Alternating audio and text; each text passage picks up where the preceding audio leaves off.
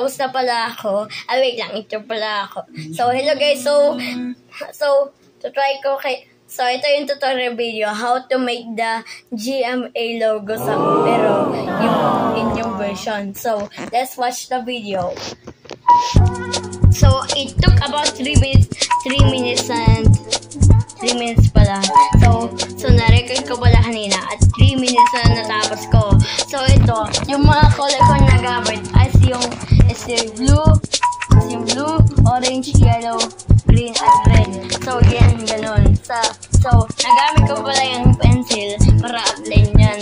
Hindi ko pala kasi ganyan gamitin yung hindi pwede yung walang outline kasi baka yung medyo mahirap. So, ito po yung results. Nagawa ko po yan kasi baka original yun. So, napansin nyo ba? Parang 2002 logo. So, ito yun, no? Nag-drawing ako. Tapos sabi yung mami ko, wow! Tapos, biglang nagulat siya yung mami ko. Biglang yung nagulat siya. Kaso, tingnan mo, nag-drawing ako at least 3 minutes and 15. 3:15 lang. So, wait lang. 3:15. So, naka-2x speed ako. At ito pala yung yung century gothic, century gothic font.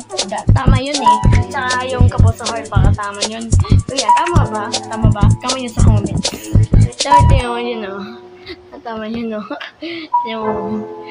wait lang. So, ito yung At ito pa yung results. So, tingnan natin. Bye-bye. Yan. Tingnan natin yung results. Naganda na yun, Tingnan mo, guys.